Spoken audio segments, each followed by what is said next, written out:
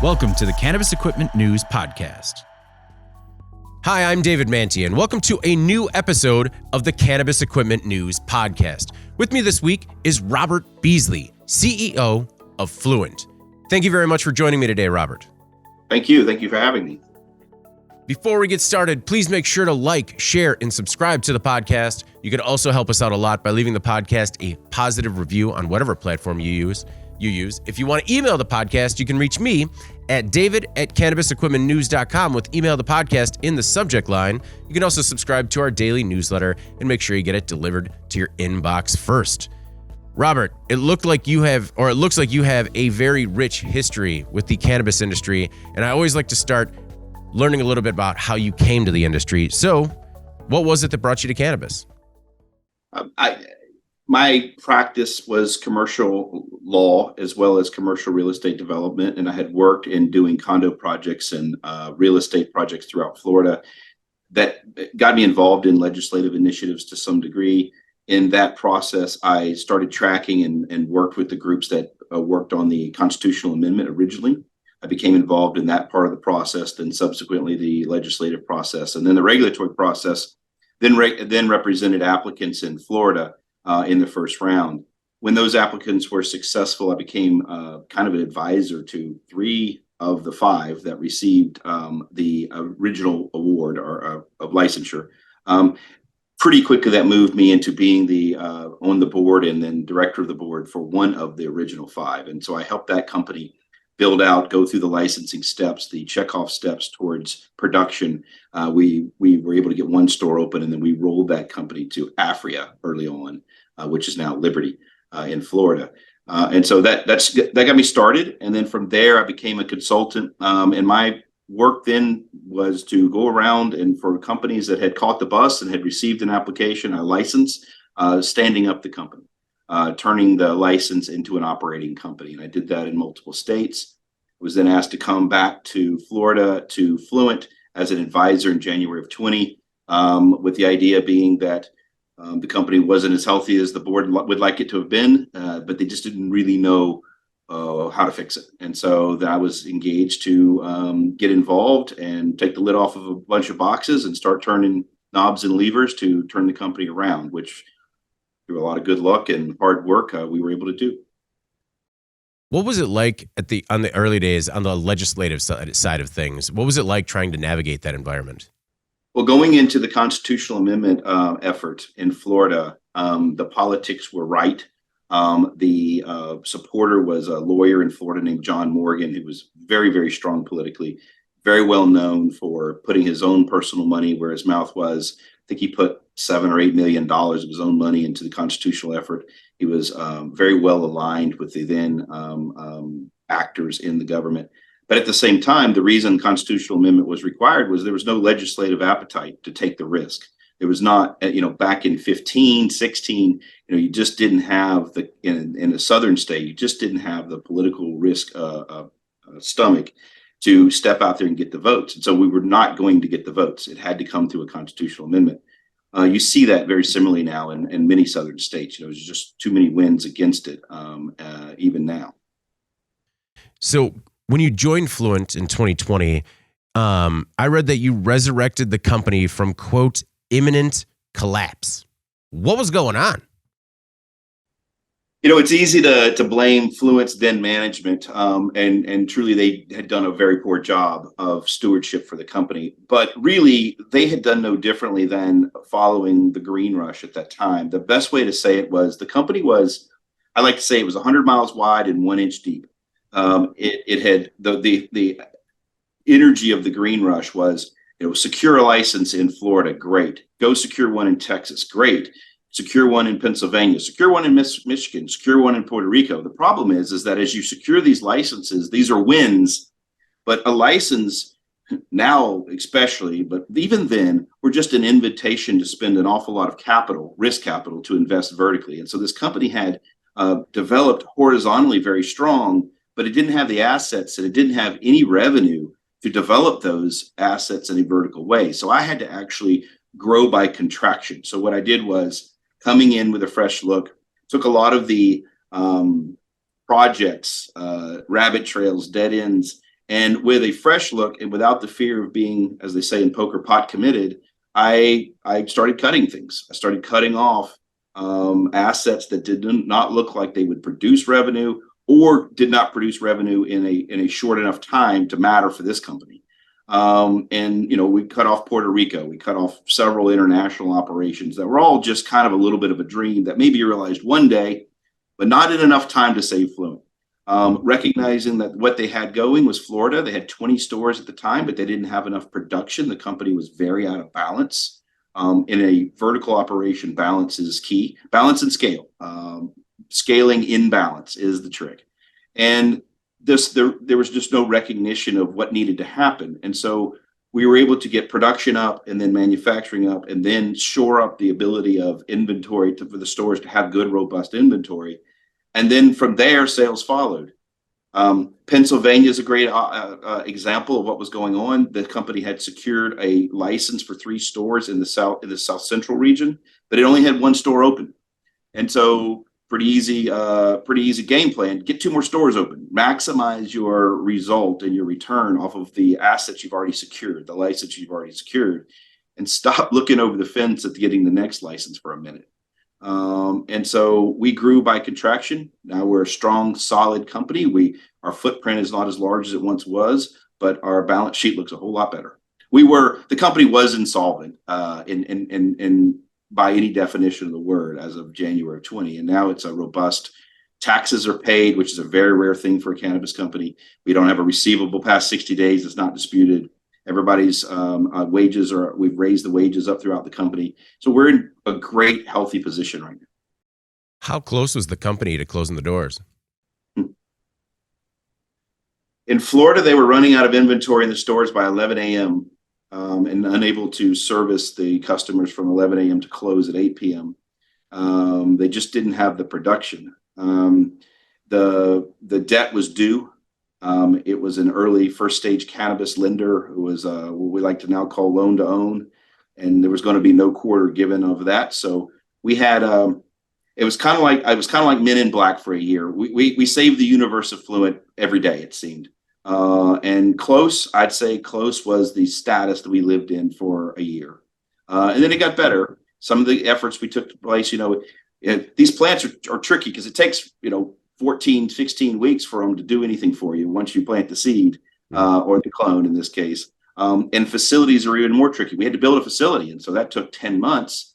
And so we were a year baked in of hope and promise before we started realizing it. But once it caught, after we had caught out the millions and millions of dollars of dead ends, then that revenue started coming in and it started filling the coffers and allowed us to grow. I want to talk about that ramp up a little bit more. How did you fix these supply chain issues and ramp up production? Did you establish new grow facilities? Did you just increase your current footprint? How did it work? So the company, upon my arrival, was leasing a greenhouse facility in Winter Garden, Florida. That was just it's not a suitable facility for cannabis. It was an old hydroponic facility of some other type of plant growing.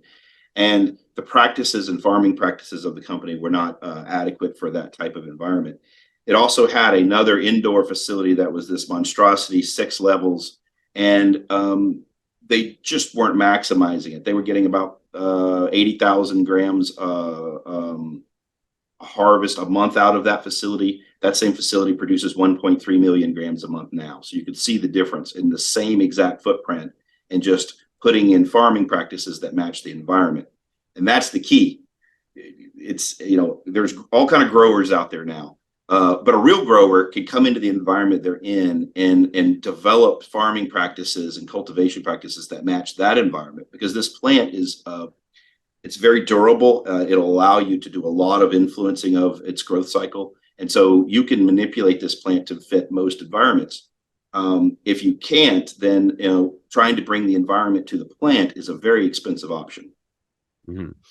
So we increased cultivation output, and then we could start constructing an indoor facility, which came online. And what we did was we brought it online one set of 3 rooms at a time. So we built the airplane while flying. So we started growing in 3 rooms out of 11, and then we added 4, 5, 6, 7, 8, 9, 10, 11 over the course of about a 10-month period. So you've overseen the design and construction of 5 cannabis cultivation and processing facilities in the past. What sort of best practices did you bring when it came to scaling production? And did you also have to, was there any turnover? Did you have to kind of bring in people with a similar mindset when it came to what you think is best practices when it comes to cultivation? There was a great deal of turnover, and there was also a great deal of readjustment of, when you had a company that was kind of in a desperate state, people were all working outside of their skill level, and so you had to start putting people kind of back in their right place, if you would, and then supplementing the bench.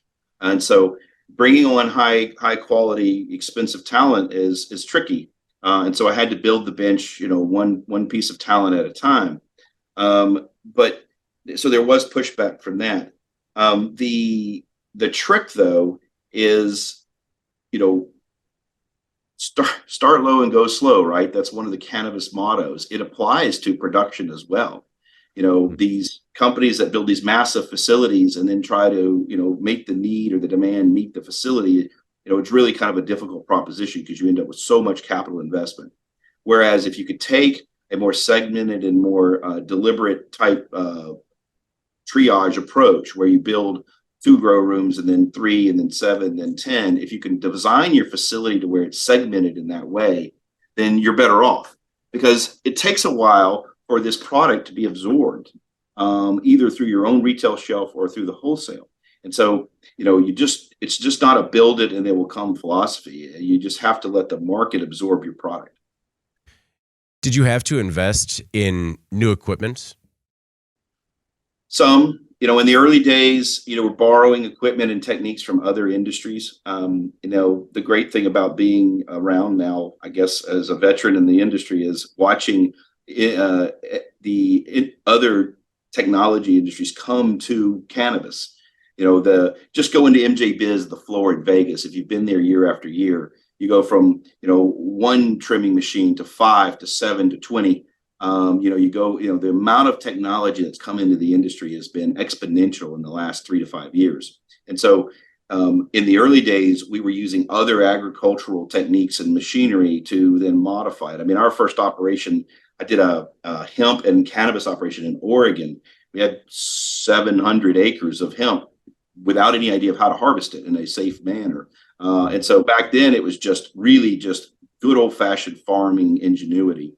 And now there's equipment out there that is specifically designed for any specific purpose, but it's expensive. Mm-hmm. And so what you have to do is you have to do the FTE versus technology investment measurement, which is, am I hand trimming? Okay, well, hand trimming is an output derived type analysis, but it involves labor. Now I go to a machine trimmer. Well, a machine trimmer will cost me $50,000 for a good Mobius. $50,000 relieves this many FTEs. And do I have the volume? Am I scaling correctly to then take that next step of automation? Scale is the killer in cannabis because you have to go from nothing to something, and you have to match your consumption on the other side.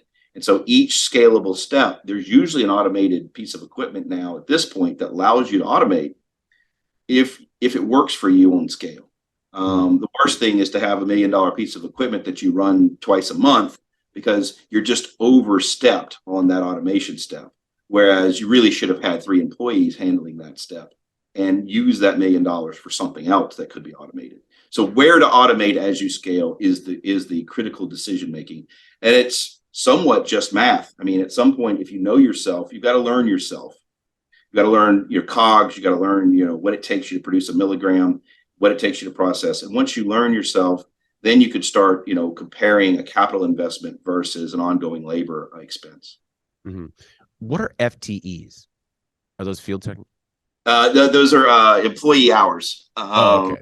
The amount of hours, an employee unit of hours. And so versus number of employees, because an employee could work various shifts. We have night shifts and day shifts or whatever. And so we break it down into the number of employment hours that would go into a task. Okay. So like if you trim a pallet. You know exactly how many FTEs go into trimming a pallet, how long 4 employees should take to trim one pallet, so forth, so on. And you start dicing it like that, then you can evaluate whether your trimming practice is the most efficient. You're right about the innovation and the new equipment coming to the industry. What is your methodology when it comes to, are you an early adopter, or are you more wait and see with new tech before you bring it in-house? We're a wait and see. We have not been able to take the risk on a new opportunity or new technology that is a proposed opportunity. If it's not proven out, we can't afford to make the mistake. We're not that big. Even our progress resulted in fairly good sized closet full of equipment that didn't work out. I've got a laser etcher right now that we got in from China. We waited 6 months on. Doesn't work like we thought it would. Waiting and seeing on the bigger investments is the right answer for us, because we can't take the chance. We hear about that all the time. For lack of a better term, like the dusty equipment in the corner. Once you realize a piece of equipment is not working, what do you do in terms of trying to either resell it, or do you kind of hold out hope that it might have a right fit in the future? Unfortunately, we move very, very fast. The technological year in cannabis is very short. It's probably 3 months, 4 months. And so a lot of our equipment that's in place working, there is a bigger, better version of already today. But we haven't set up a program for intended reuse, because if it doesn't work for us today, it is usually just yard sale material at that point, regardless of what we paid for it, because its technology, the version of it, whatever it is, the piece of equipment, the technology version 1.0, 2.0 that it represents, that doesn't work for us, is not going to get better. What's going to happen is there's going to be a 3.0 or a 4.0 of that same piece of equipment. And so putting it on the shelf to use later, the technology movement growth passes it by too quickly. Very quickly. It would be like putting your 8-track cassette player on the shelf, saying, I'm going to use it in a couple of years. Well, next thing you know, it's not even a piece of technology that could be incorporated into anything. I don't know. The 8-track in our basement's still working, and it's a heck of a thing to pull out at a party. That's right. It's a novelty. But you wouldn't have as much fun pulling an old trimmer out. No. I wanted to go back to some of those rabbit trails and dead ends that you were talking about before, because they are extensive. You closed a grow in Michigan. It was, quote, a train wreck in Puerto Rico. You closed operations in Colombia, Brazil, Australia. I mean, was that sort of just one swoop to kind of tighten things up as you were growing by contraction? Or, how did you determine that some of these projects needed to go by the wayside? So the benefit of a fresh look, we were spending more than we were making. So you start there, and you start with a number. How much more are we spending than we're making? Now that's our objective. All right. Where do we accomplish those savings? And I did other things. I took the guns out of our security guards in every store. $1 million savings. I didn't want to shoot out in our stores anyway. And so it was easy $1 million to save. So it wasn't just closing off operations, but the operations usually represented the biggest bang for a buck as far as what we could do. So we started with what our objective was. And then there were some that were easy. You analyze the market, you analyze what we had in. The trick is objectivity, because these weren't my babies. I didn't spend the time, effort, and live. These weren't my dream. This was somebody else's dream, and that dream had already failed. And so it was easy to come in and sit in judgment of objectivity over someone else's failed ideas, because they had already proven out to be failures, or if not failures within the lifespan of recovery of the company. Some of the ideas are probably excellent ideas. The Brazil opportunity is going to be a winner one day, but there's a long winter before that one day, and we don't survive it. So a lot of them were easy. The hard one was Michigan. So Michigan was on the bubble for me. I was on the cutting room table, and I saved it. I saved it for one reason. At the time I looked at it, Michigan has a license renewal opportunity every year. So we had already paid $500,000 to renew for that year. So we were in, We had a crop in the ground, said, let's give it 1 year. We gave it a year, and we harvested a mediocre crop because the crop that was in the ground wasn't started. It started too late, to be honest with you. And the market was very volatile. We had a mediocre crop. It was an outdoor crop. We have a zero mold standard in Michigan, but we had an outdoor crop, so we had to do some remediation. By the time we got it to market, the product was a little bit older. We had missed the window, and the values had gone down. So there were 5 or 6 outlying reasons that I could point to as to why we were not successful that year in Michigan. And so the decision was unclear. So I did it 1 more year. I got in the ground on time. I put a real crew on the ground up there that knew how to do it. We produced and harvested a beautiful outdoor crop. We had our post-harvest handling already in place, whereas before we had to do it on the fly. We had our treatments and mold to get past the mold standards in place. We had buyers lined up, did the best we could. We did everything right, and it still was not successful. And then I eliminated all of those casualty events, all of those things we did wrong the first time, and then could see clearly the analysis and said, okay, why were we not successful now? This was my doing. This wasn't someone else's doing I inherited. This was done right.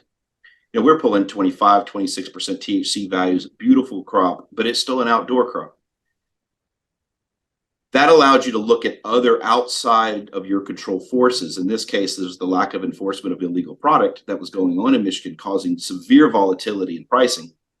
And that's nothing I can control. I can't make Michigan's regulators do their job. I'm not big enough. I'm not strong enough. And so now I realize I could do everything right and not be successful. Time to pull out. And so I pulled the plug. When I pulled that plug, there was, it wasn't an easy decision, but it felt like the right decision. Turns out to be an excellent decision because the market continued to slide, and we would have just done nothing but continue to lose money. So then all of my successes in Florida, all of my successes in Pennsylvania, everything I had going would have just been drawn into Michigan, into this giant black hole. And that is what you have to avoid. Do you have a stronger draw towards medical only states because there's more control over the supply chain and regulation?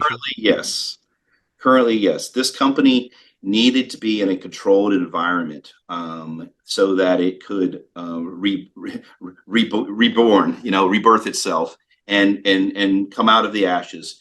And you can do so safer in a controlled environment. Plus, it just was blind luck. We were already in Florida. We had Florida. Florida was our biggest going concern. Florida was the best place to grow, and it was a medical environment. Verticals are harder to operate than non-verticals. And so because of that, you can do more good in a company that's got vertical operations because there's more opportunities for efficiencies. And so cleaning up Florida was mission critical number one. In doing so, realizing the growth in Florida allowed this company to upright itself.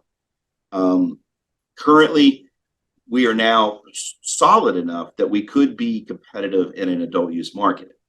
Which is a little bit faster, a little bit higher volume, and a little bit more volatile in pricing and competitive. We're not afraid of such a market today, but it was not the right place for us in the years prior.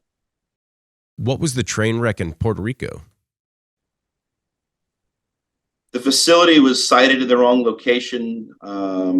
Politics are always kind of odd in Puerto Rico. We had a bad partner, and we had a hurricane. And so you had a facility that was almost operational. Hurricane hit it. You had a lot of, everyone seems to have their hands out down in Puerto Rico. And so you had a lot of struggles that were outside of market struggles. And then ultimately you had a very small serviceable market. Why even be in Puerto Rico if you're in Florida and not serving Florida correctly? Puerto Rico's standing population is not even Orlando. And so, it just was not a hard choice. Don't spend $3 in the smaller market, spend those $3 in your bigger market, and you get a $6 return. Puerto Rico had a very long return on investment. And then we had that setback with the hurricane. And so nothing was right about the opportunity there. And it was time to walk away. Okay. So how did you sort of pull the company out of chasing that green rush? Was it just it sounds like it was just down to that equation that you have. it was just down to that equation. It was, we're spending more than we're making. We can't afford to get out in the field. And that's been our struggle with Texas. Texas, we've had that license for some time, tremendous value for this company. But quite frankly, the market conditions in Texas did not allow us to spend our precious capital to try to develop it until now. Now, all of a sudden, Texas is coming online. We have more extra dollars, if that makes sense. There are no such things, but we do have enough dollars to start supporting somewhat of a building speculative effort in Texas, which has a very long slope towards return on investment. But before, I needed that dollar in to result in $3 out in a very quick turnaround, and it wasn't Texas. Same thing with the new licensed state. We are now venturing into other licensed states. We have an application pending in Alabama. We're probably 20 days, 30 days from knowing whether that's successful. We're looking at partnerships in other states. We are ready to grow now, and we're able to withstand some risk. Whereas before, we were so fragile that those risky ventures of stepping out, the only thing worse than not getting a license in one of these states is getting one within very tight timelines of performance. Look at what's happening in New Jersey. It's a race, and the problem is that the losers are going to have spent just as much as the winners, and they have no go forward model. And so, if you get in that race and the prize is a ticket, well, that ticket is an opportunity to spend money. That's a pretty dangerous funnel to get into if you don't have the ability to withstand the to support the capital needs once you win. What are you looking for in partners in other states? We're looking for compatible footprints. We are in Florida, Texas, and Pennsylvania. The Northeast is strong. The Midwest is strong. Missouri is very strong. We're looking for compatible footprints. We're looking for operators who have caught the bus and are realizing that this is hard and that we really need someone to, be a better operator and maybe an operator partner. We don't have a lot of money to offer, but we do have a lot of skills. We're looking for someone who's an operator with a compatible small footprint that needs help, but isn't so debt laden that we have to take on their debt to get them out of their decisions. We've uprighted, we've made it above surface, but we're just on the surface, and we're just not strong enough to make up for someone else's bad decisions. We're in capitalistic society, and bad decisions of management should lead to failures in some cases because that's how it works. And so we've looked at deals, and have passed on a lot of deals because they took themselves in too deep. But there are plenty of operators out there that didn't make all of those mistakes. They just made some minor ones, and they have a lot of growth potential. They really need help. They need a partner that can create a synergy of operations and so forth. And that's who we're looking for. And they're out there. We've talked to quite a few. They're usually smaller groups. They're usually what I'd call mom and pop operations that have done all they can do to get to where they are. And now they've reached kind of the apex of their ability to make more improvements, and they need to scale. And when they're ready to scale, we look down to them in scale and say, let us help you get to here, and take those scaling steps efficiently now, and not take all the wrong steps that we took and others have taken. Are those mom and pops open to that, or are many of them happy with how big they are? So it depends on what the market's telling them. In Pennsylvania, there were several mom and pop grow operations that we really wanted a relationship with, but wholesale was red hot a few years ago. They thought the money was just going to keep raining, and they weren't open without a really big price tag. They've all come back now because that wholesale market dried up, which was predictable. If you just watched the rate at which the MSOs were building their own facilities, you saw it coming if you were paying attention. Now they've come back to us, but now they're overbuilt.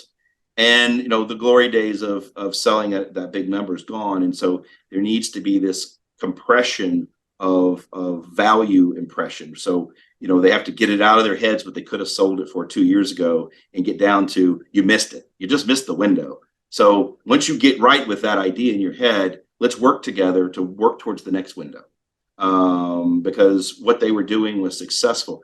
It is very easy to be successful and as a first mover in a cannabis state for a very limited period of time. And you start drinking your own Kool-Aid at some point and forget about the fact that you're going to have to get more efficient. You're going to have to be more competitive. You're going to have to scale. What you're doing now isn't going to make you successful in 3 years because you're a first mover. And that disillusionment hits people about year 3 to 5. Why do you grow using clones? Time, time and genetic reliability. There's a variance in genetic outcome in seeds that's acceptable. And then there's a variance within clones that's acceptable. And the percentages of the difference between those is dramatic. Then plus you pick up the time of the difference between a seed to 3-inch start from a 3-inch start. So time and genetic reliability are the 2 reasons. We talked about equipment. Tissue culture, by the way, is the next step to that. The variance of tissue culture. So you have seeds. You asked me about seeds and clones, and that is a great comparison. But the more modern comparison, the more current comparison is clones to tissue culture. And tissue culture gives you even more genetic reliability of redundancy. It also allows you to wash out some of the virus issues you have with the hop-laden virus and so forth. And it also gives you a jump on that time and ability to preserve your genetics. So as you move through scalability, if you can afford it, ultimately getting to a tissue culture model is your most efficient model. How far away are you from moving to a tissue culture model? We have tissue culture going for preservation. It's an absolute winner for preservation of your genetics. Instead of having a giant mom room that you got to heat and cool and keep those babies alive, mom's alive, quite literally, they're in a petri dish frozen. So it's the right answer the first step is genetic preservation. The next step is production. We are not yet in the production step. You just opened your 30th store in Florida. What are your, what's that? Oh, 31? 31. Oh, sorry. My numbers are off again. What are your future plans for Florida? We have 4 more stores in process. We will open a store a month pretty much for the rest of the year. We have Crestview, Florida opening next, and then Jacksonville, Casat opening next, and then Cocoa Beach. Going back to balance, our production output puts us at about 35, 36 stores to stay in balance. So it's time for me to start working on increasing production in Florida. We need to take some step. I have 3 or 4 projects going right now. Not sure which one's the right answer, but we need to take an efficient step towards increasing production. Think about a vertical operation as 3 or maybe 4 companies in one. You have a cultivation company, you have a manufacturing company. You could also say you have a logistics, shipping, and packaging company, and then you have a retail company. And those are 3 separate silos, maybe 4. I like to think about them as the knobs on an equalizer, and they have to be in balance. When I first started, I get this question. I still get it, which is, how many stores do you have? And I always answer, I'll tell you that number, but I'm a vertical operator. What you really need to ask me is, what is my production ratio to my shelf ratio? Because I'm not the Gap. I have to grow it to sell it. And so the number of doors, which is a traditional way of looking at the economic viability or health or evaluating a company, really doesn't apply. I could have 50 stores and only enough feed to feed 20. And you're going to see that in the cost of goods sold and also the revenue to expense ratio. Are you a musician? Only because the example of the equalizer. No, I just used to own an old hi-fi system. Okay. And I remember the dials, and that's the best way I can describe what you have to do is you can't get out of balance. Is there enough opportunity still in Florida to grow in balance and be very lucrative without sort of getting riskier growing in other markets? A little bit. We have one more growth step to make in Florida, and then we need to hold tight because of the increasing competition in Florida. Florida is a little bit open with respect to there's no store limit, there's no cultivation size limit, there's none of the traditional limits in other states that would keep a company from the biggest, most capitalized company wins, right? So it's a matter of throwing money at it. The flip side of that is, So you have all of these competitors coming in with big pocketbooks, and they're putting a lot of stores on the ground. I know one company that came in overnight. They've got 25 stores under construction. the flip side is that we only have 880,000 customers in Florida. That's it. It's a medical state. You know how many customers you have. They're all registered.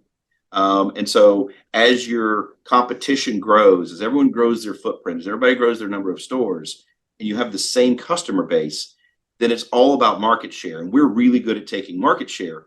But, cannabis customers do get influenced by they get influenced by sales, and price pressure is on. And so there's a little bit more growth for us in Florida, but there is probably no more growth like we have seen unless and until we go to adult use or reciprocity is allowed. We need some legislative movement to allow the market to go from the 880,000 customers that are potential to the 21 million potential customers that is the Florida population, which then extends into the 80 million potential visitors every year, 59 million of which come to see the mouse in Orlando. And so, let me go from 800,000 to 21 million as potential customer base, and now I can think about growing again. But I'm almost grown up to where I need to be in Florida in its current regulatory environment. How far is Florida? Oh, the thing is, I would hate to be one of these new 22 applicants. 22 applicants are on the market. Who knows when those licenses will be issued? The Department of Health, for various political reasons, is very slow in their movement. And I don't know when those licenses will come out, if ever. But if they did, 22 more competitors in Florida with the 40, 50, $60 million capital obligation coming into this market with the market shares already allocated, it would be a scary proposition. How far is Florida from being adult use? There's a movement now, which has been well supported. The people want it. I mean, to get the signatures needed for constitutional amendment is not easy. It has cost a lot of money, but it's doable. It goes back to the politics. The Attorney General, who is part of the executive, has already weighed in to the Supreme Court that she does not believe that the current petition is going to pass constitutional muster. The Supreme Court has been very reluctant to certify any initiative since the change of the standards.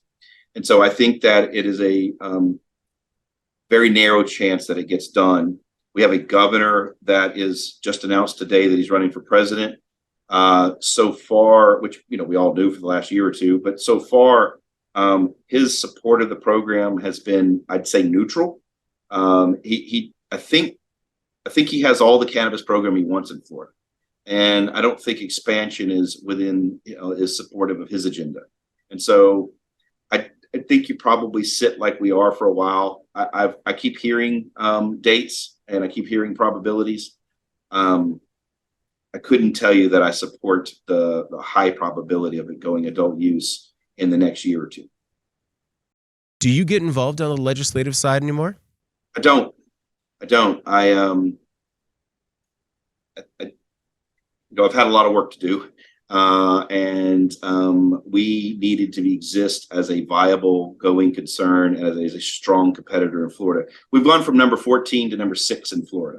It took a lot of work to get there, and what's happening in the politics, I haven't seen an issue that is yet important enough to us, individually us, not us as an industry, for us to spend the time, effort, and money, because every single dollar we have needs to go buy a new trimmer or open a new store or something along those lines. We do not have the money for politics right now in our budget.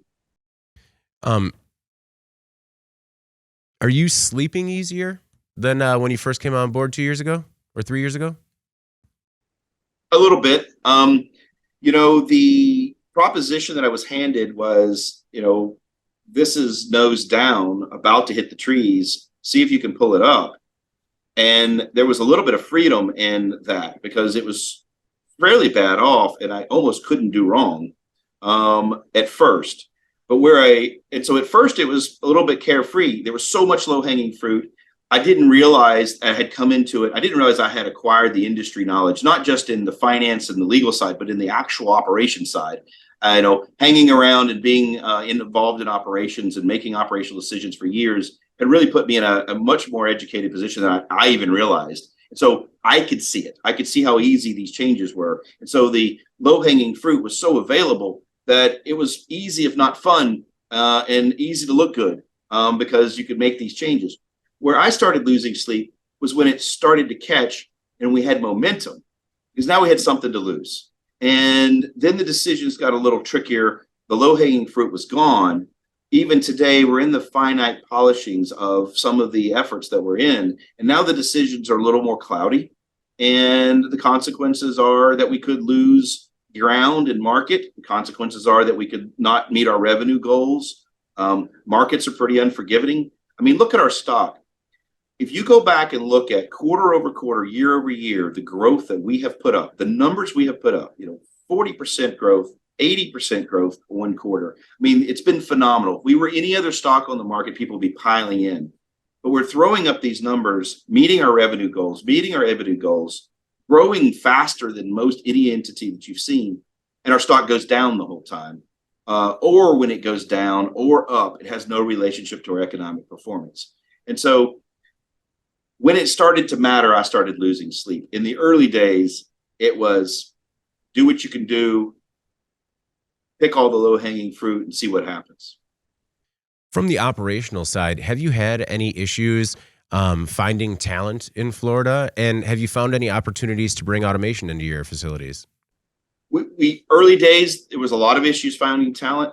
In the last year, there is a flight of talent from the West Coast. Those markets doing so poorly.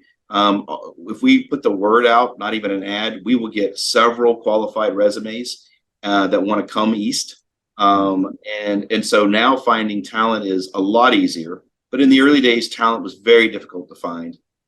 You had a lot of people that had done it one way, and their resume consisted of one facility, 3 years of experience, and that's all they knew. And so it was hard to get them to translate. Automation, we talked about earlier. In the early days, automation was really just using other industry automation and incorporating it. And it was what I call farm engineering. No one's more industrious or more mechanically inclined than a farmer. You go to any farm, you'll see something welded to something else, and they've got a tractor with the wheel off, pulling a band. That's what it looked like in the early days. We were in Connex boxes. We were welding Connex boxes together. We were just cobbling it. Now there's less cobbling because the industry, the technology has invested themselves in R&D, and they're bringing us products that meet our need. Whereas before we were creating products that met our need. Do you plan on focusing on the U.S. Specifically, or are you looking at any international markets? Given our history as a company, international endeavors is kind of a bad word. We spent a lot of money in countries that didn't result in any kind of revenue. I think that where I would more likely focus than internationally is the Southeast, North Carolina, South Carolina, Georgia, Alabama. It's the last frontier. And logistics are easier. I don't have to go to Europe. I can go to North Carolina and South Carolina and be just as successful without all of the international trappings of paperwork and so forth. Part of your success was finding these holes in the market and then finding ways to exploit them. Are there any holes left to exploit in Florida? And what are the holes that you're looking at in Texas and Pennsylvania? Well, Texas is one big hole. There's only 3 operators, and all 3 of us are struggling to some degree. We're probably the strongest of the 3 at this point, with Parallel having its issues and then Texas Original having its issues. And so Texas represents a tremendous growth opportunity for us, and it's just one giant open market. The problem is that it's a grassroots build. We have to build those customers. And so just throwing dollars into Texas doesn't, we've got to get that customer. We have the conditions, we have the medicine. We now have to get the customer informed. We've got to get them into their doctor. We've got to get them registered, and then we've got to get them as a customer product. That just takes time and energy. And sometimes money doesn't cure it. Money doesn't replace time in all instances. Pennsylvania, I would like to go vertical. Pennsylvania is a great cannabis market. It's a great cannabis culture, blue collar market with a high wage. Pennsylvania people love cannabis, but we only have the 3 stores. that market does appear to be going towards an adult use. It looks like probably January 25. It looks like we'll get more stores that with that. We're ready for adult use there. I'd like to get vertical. I'd like to find a relationship with an operator, a cultivation operator. And we're going to be in Pennsylvania to stay, and we'll continue to build that market. I'd really like to look at Missouri. It's a red hot market right now, but it's one of those things that, you got to get in now, or it's going to do the same thing as far as competition and price compression as every other state. So I'd like to look at getting in there. And then again, looking at some operator that has a compatible footprint is where we are. Any holes left to exploit in Florida? Some. Florida's a big state. We're now focusing on so when I started, I told the real estate group, I said, our philosophy is going to be hit them where they ain't. And everywhere they're not is where we're going to be. And so we started finding those holes. We started developing a store locator model, which took a lot of effort. But now, after the last 4 stores, it's proved to be fairly accurate. And so where you put a cannabis store, it doesn't utilize the blunt instruments of traffic and economics. All of those blunt instruments that you would use to locate a Panera don't necessarily hold out for a cannabis store. And now we've understood the details of where to locate them. And so we're catching the edges of subpopulations. You take Orlando, you divide it into pieces of pie. We're only servicing 3 pieces of pie. There's a couple more that we haven't serviced. So, as in your commuting life, you're only going to move so far from your home and work. And so now we're working subpopulations of the larger urban areas is what we're looking at. Without giving away, I guess, the secret sauce, what is the store locator equation, I guess, or process? Well, you said without giving it away, give it away. I'll give you a couple points. One is you got to remember where these patients come from. They come from the doctors. And so where are the doctors? They went to that doctor because that doctor was closest to them typically. There's not really a competitive advantage on the medical providers at this point. They're all about the same price. What they do as a gatekeeper is not particularly unique from one another. The doctors in this case, they look at the conditions, determine if you have a known condition, and then they match you into the registry, talk to you about drug safety. So their functionality is about the same. So it really comes into proximity. So if you can gather up where the doctors are, that's where the patients are. So that's one trick to it. The other thing is socioeconomics relate to your product line. So, there's some areas that are more affluent. You're going to have a higher basket if you offer the product line in that area that brings the higher rate. So we've got a store that's in a lower socioeconomic area. It does fine, but it sells a lot of pre-rolls. It sells a lot of the lower value, bargain value flour. It sells a lot of the carts, and it loves discounts. We've got a store over near Boca Raton.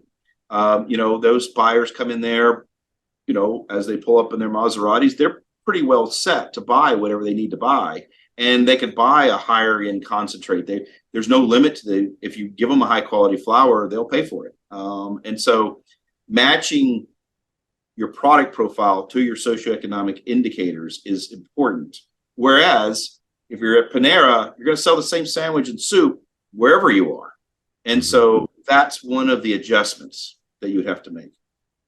Do you have a prediction for potential federal legalization? I think that legalization is a word that I think that is a little bit of a misnomer. I predict that it will be decriminalized, meaning it will be descheduled within the next 3 years. Biden floated that balloon up not too long ago. It was just a test balloon to see what the polls said.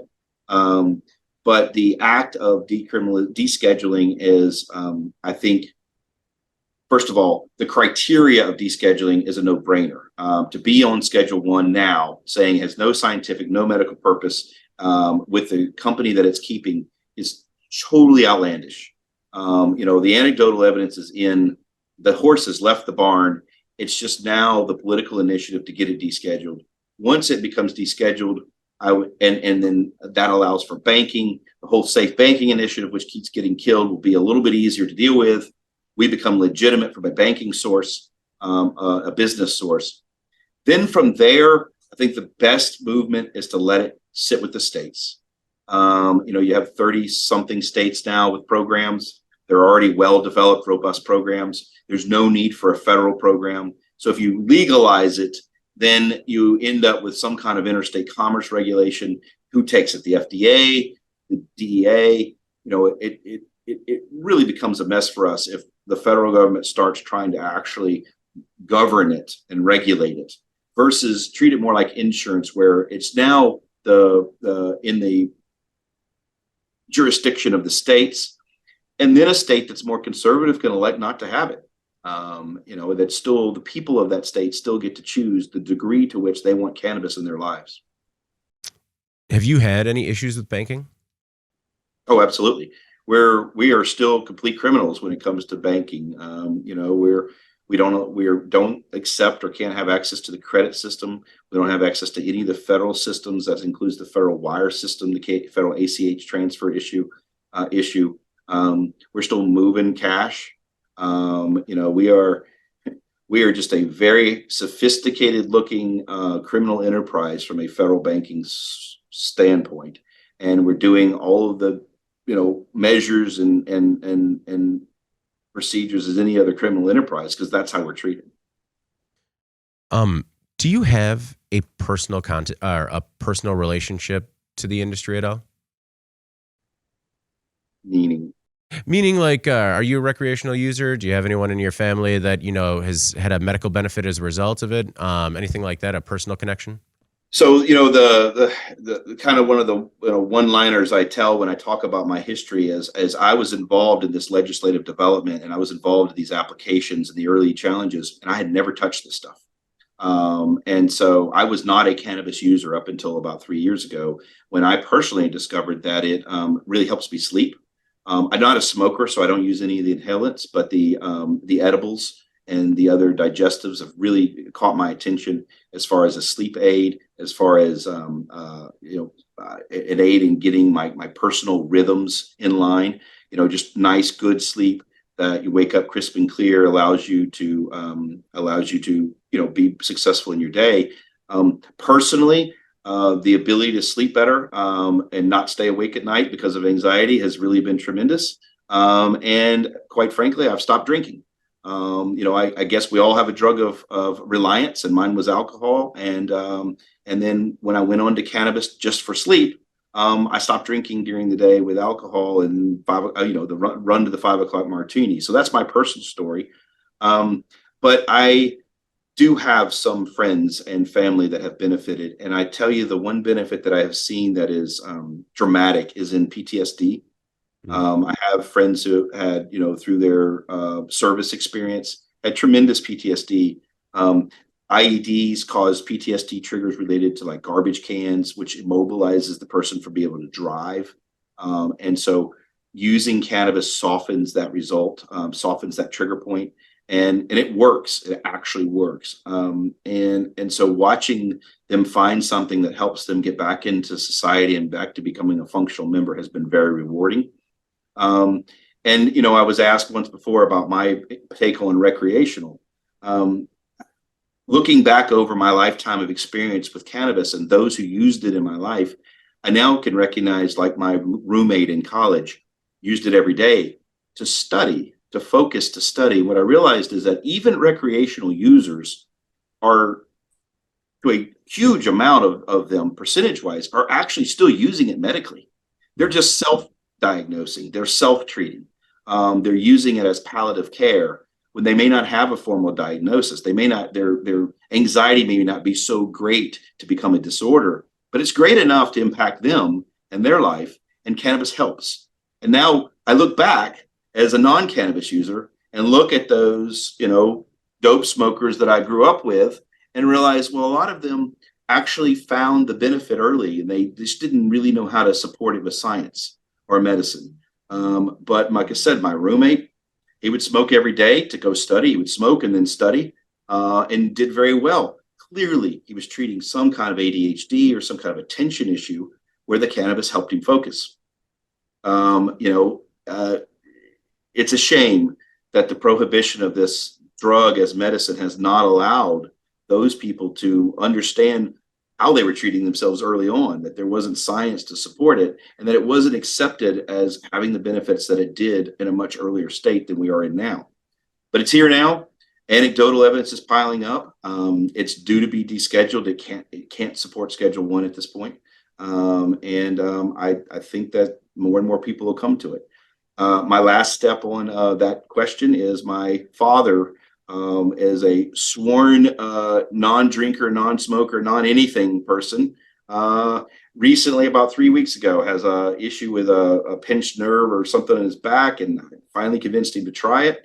And he said for the first time in weeks, he's been able to sleep for enough time to feel rest because, and he's terribly afraid of opioids. They give him the prescription, he throws it away because he doesn't want to get hooked. He's terrified of getting hooked on opioids because, he turns on Dateline and whatever and sees the situation we have in this country. He's found cannabis to be effective. I'm pretty happy to see him open up his mind and thoughts on the medicine itself. It took him till 74 to get there, but he got there. I mean, it must have been incredible to see the evolution of the social stigma over the course of your life. It has been. And I was part of that. I mean, I didn't partake. I didn't approve. It was not how I was raised, so to speak. And, it just wasn't a thing that I did. And somehow I reconciled alcohol being an acceptable drug and cannabis not. My own evolution has kind of followed that of society. And people ask me, like, when are we going to get adult use in this state? When are we going to get smokable flower? And I say, slow down. It's a cultural shift that has to occur. And here's how it happens in every state. Those who are against it, those who see it as the province of drug users or dope smokers or whatever, what has to happen is someone who's legitimate in their life has to find benefit from it. Their Aunt Betty has to start using the cream for her neuropathy on her feet. And all of a sudden they're getting, well, Aunt Betty's singing the praises of this. She's no dope smoker. She doesn't even have a tattoo or a gauge earring. She goes to church. There must be something to it. And then there's that personal connectivity where someone who's reliable, who's trustworthy, who's of good standing, if you would, gets that benefit. And it changes the mentality of these people, the perception. That has to happen. And that is a slow, amorphous type, organic type growth within a culture. And it happens everywhere I see. I mean, everywhere I go, I see that. And then the next thing that has to happen is on the negative side, you open a dispensary, it has to look like a legitimate business enterprise. And then it can't have what it doesn't have, what everyone expected, the line of druggies out front laying in the street, which have used this gateway drug to then ruin their lives. When that doesn't happen and Aunt Betty comes to it, then the state moves forward and the people move forward. And listen, we've had a little old lady bring a note from her pastor to say that it was okay if she took some cannabis because she had some neurological issues. Even the church can accept it if they realize it's for the benefit of their people and it doesn't have the negative connotations that were preached about for so many years. Robert, I really appreciate you taking the time today and sharing your insight with the Cannabis Equipment News listeners and viewers. Before we get out of here, is there anything else that you want to make sure the CEN audience knows either about yourself or Fluent? Well, I want them to, watch Fluent, buy stock. We're severely undervalued. I have no idea why we're where we are. I think it has to do with the politics and not. I think that we'd like more supporters, and we'd like you to try our products. I think we have a lot of good offerings in Florida. Unfortunately, you need to be a patient to do so. But we could use the support and we could use the customer. Excellent. Well, Robert, thanks again for your time, man. I really appreciate it. Okay. Thank you, sir. All right. Before we get out of here, please make sure to like, share, and subscribe to the podcast. You can also help us out a lot by leaving the podcast a positive review on whatever platform you use, even just a simple thumbs up on YouTube. If you want to email the podcast, you can reach me at david@cannabisequipmentnews.com. You can also subscribe to our daily newsletter and make sure you get it delivered to your inbox first. For Robert Beasley, CEO of Fluent, I'm David Manti. This is the Cannabis Equipment News Podcast. We'll see you next week. Thank you for listening to the Cannabis Equipment News Podcast.